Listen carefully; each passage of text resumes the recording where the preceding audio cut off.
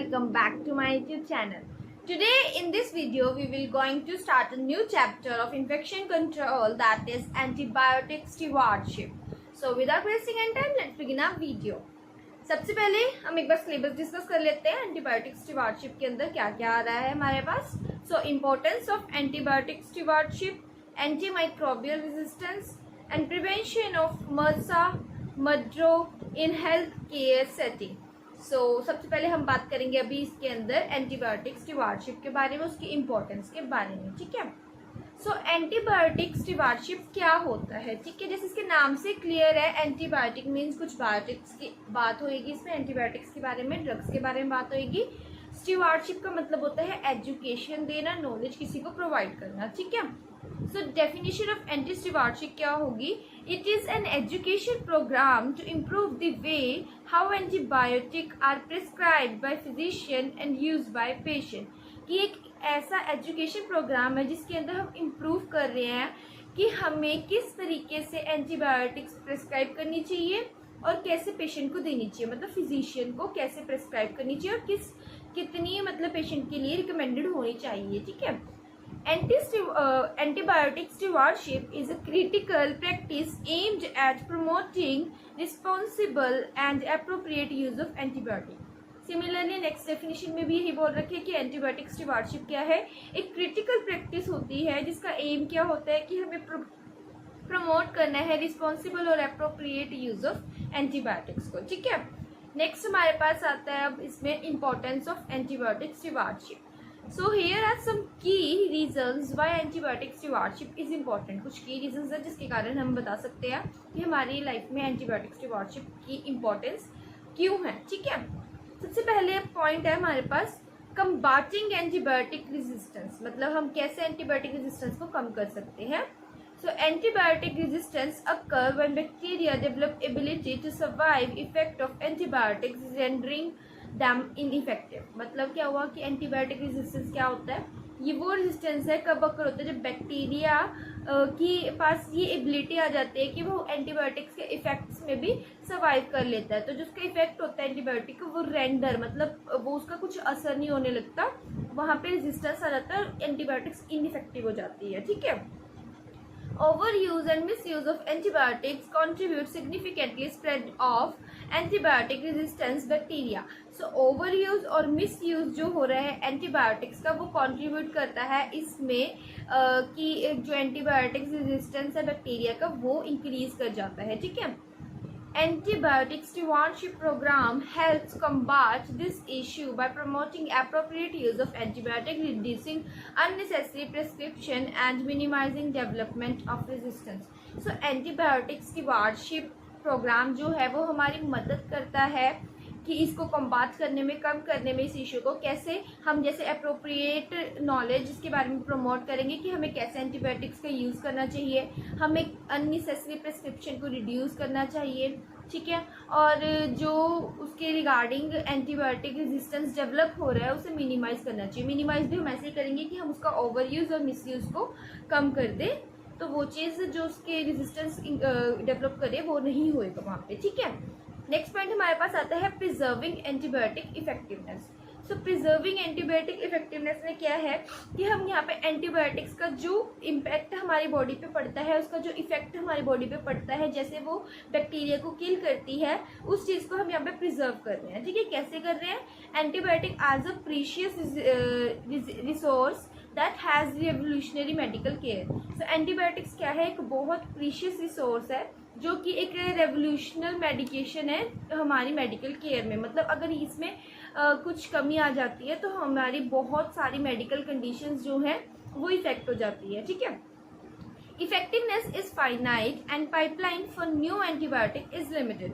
सो जो इफेक्टिवनेस है एंटीबायोटिक्स की वो फाइनाइट है, लिमिटेड है. ठीक है. कि इफेक्टिवनेस यहाँ से लेके यहाँ तक कैसे काम करती है ये चीज़, और पाइपलाइन जो है इसकी एंटीबायोटिक्स की वो लिमिटेड होती है. ठीक है. By practising antibiotic stewardship health care practitioners preserving their efficiency for treating serious infections and extending the lifespan of existing antibiotics. सो कैसे हम प्रिजर्व कर रहे हैं? हम प्रैक्टिस कर रहे हैं एंटीबायोटिक स्टीवार्डशिप की. ठीक है.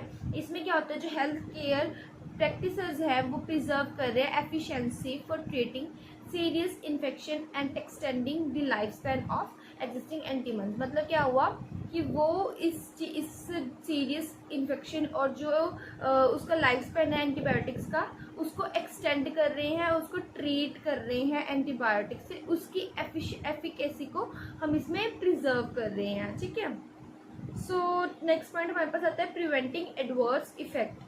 सो इसके अंदर क्या है कि जो एंटीबायोटिक्स के रेजिस्टेंस से हमें एडवर्स इफेक्ट हो रहे हैं, उससे हम कैसे प्रिवेंट कर सकते हैं खुद को।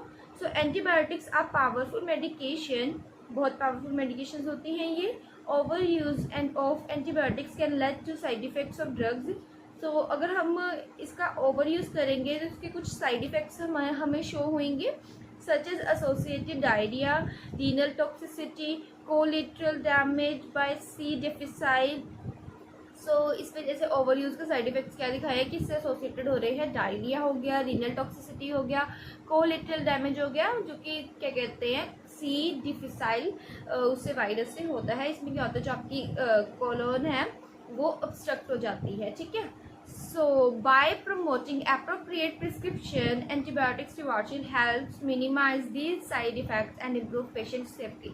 सिमिलरली हम क्या करेंगे, हम इसकी प्रेस्क्रिप्शन को प्रमोट करेंगे कि हमें अप्रोप्रिएटली प्रिस्क्राइब करना चाहिए एंटीबायोटिक्स को, जो कि फिर हमारी फर्दर हेल्प करेगा इसके साइड इफेक्ट्स को रिड्यूस करने में, मिनिमाइज करने में और पेशेंट सेफ्टी को इम्प्रूव करने में। ठीक है, नेक्स्ट आता है इम्प्रूविंग पेशेंट आउटकम्स। इसमें क्या है, एंटीबायोटिक स्टीवार्डशिप प्रोग्राम है ये। इसमें क्या करते हैं हम कि हम फोकस करते हैं और टेलरिंग मतलब ऑल्टरेशंस, मतलब कुछ मॉडिफिकेशंस करते हैं एंटीबायोटिक के ट्रीटमेंट के अंदर। ठीक है, टू द स्पेसिफिक इन्फेक्शन, किसी स्पेसिफिक इन्फेक्शन के रिगार्डिंग एंश्योरिंग दी। सो उस स्पेसिफिक इन्फेक्शन के लिए हमें क्या इंश्योर करना है कि हम जो एंटीबायोटिक का ट्रीटमेंट ऑल्टर करके लिख रहे हैं या प्रेस्क्राइब कर रहे हैं, उसकी राइट ड्रग होनी चाहिए, राइट डोज होनी चाहिए, राइट ड्यूरेशन होनी चाहिए, जो कि पेशेंट के आउटकम को इम्प्रूव करती है, कि हमें बहुत अच्छा आउटकम मिलता है अगर हम right time, right drug, right dose देंगे। ठीक है, शॉर्टर हॉस्पिटल स्टे, अगर जो पेशेंट है उसका आउटकम इम्प्रूव हो रहा है तो उसकी जो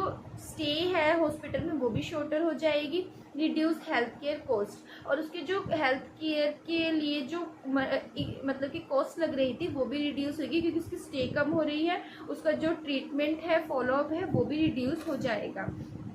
ठीक है, नेक्स्ट आता है हमारे पास रिड्यूसिंग हेल्थ केयर कॉस्ट। अभी हमने ऊपर बोला है वही पॉइंट इसमें आ जाएगा कि हमें क्या करना है, हमने एंटीबायोटिक जो है उसके यूज़ को ऑप्टिमाइज कर लेना है, जिसके थ्रू जो एंटीबायोटिक स्टीवार्डशिप प्रोग्राम है हमारी हेल्प करेगा हेल्थ केयर कॉस्ट को रिड्यूस करने में और हाई क्वालिटी केयर को मेंटेन करने में। वही है, ओवर यूज़ मिस यूज़ को हम नहीं करेंगे, ऑप्टिमाइज कर लेंगे एंटीबायोटिक के यूज़ को, तो उसके थ्रू हमें क्या होएगा, हमारी हेल्थ केयर कॉस्ट जो है वो रिड्यूस हो जाएगी। ऊपर हमने पॉइंट में डिस्कस किया था ना कि अगर हमारा पेशेंट आउटकम अच्छा आएगा, इम्प्रूव हो जाएगा, तो उसके थ्रू हमारे जो स्टे है वो कम होएगी और हेल्थ केयर कॉस्ट नहीं लगेगी। तो हम इसमें वो चीज़ ऐड कर सकते हैं 5th पॉइंट में। ठीक है, 6th पॉइंट आता है हमारे पास रिड्यूस डेवलपमेंट ऑफ MDROS। सो इसमें बोला गया है कि हमने क्या करना है, हमने MDROS की जो डेवलपमेंट है वो रिड्यूस करनी है। सो सबसे पहले आपको पता होना चाहिए कि MDRO क्या होता है। So multi drug resistance organisms is known as MDRO। ठीक है, सो इसमें जो 6th पॉइंट है उसमें क्या है कि हम क्या कर रहे हैं, हम MDRO की डेवलपमेंट को रिड्यूस कर रहे हैं। सो इसमें क्या आता है, design to provide guidance for safe and cost effective use of antibiotics. हम इसने इस चीज़ को इस तरीके से डिज़ाइन करना है एंटीबायोटिक्स स्टीवार्डशिप के अंदर, उसकी गाइडेंस में, कि हम सेफली और कॉस्ट इफेक्टिव एंटीबायोटिक्स का यूज़ कर सकें। ठीक है, so the correct selection of dose, route and duration of therapy reduces development of MDRO। सो इसमें क्या है कि हमने हमारी एंटीबायोटिक्स के कॉस्ट इफेक्टिव यूज़ करना है, एक तो सेफ यूज़ करना है। ठीक है, और हम वो कैसे कर सकते हैं, हम करेक्ट सिलेक्शन कर सकते हैं डोज का, उसकी रूट का और उसकी ड्यूरेशन का, जिसके थ्रू जो हमारी थेरेपी है वो रिड्यूस कर देगी MDRO की डेवलपमेंट को। सो आई होप आपको समझ आया होगा। आज की वीडियो में इतना ही था, जिसमें हमने डिस्कस किया कि एंटीबायोटिक स्टीवार्डशिप क्या होता है, उसकी इंट्रोडक्शन थी थोड़ी सी, और इम्पोर्टेंस ऑफ एंटीबायोटिक स्टीवार्डशिप के बारे में पढ़ा, जिसके अंदर हमने 6 पॉइंट्स के बारे में डिस्कस किया है। Combating antibiotic resistance, preserving antibiotic effectiveness, preventing adverse effects, improving patient outcomes, reducing healthcare cost और reduce development of MDROs. So मिलते हैं नेक्स्ट वीडियो में. Bye bye.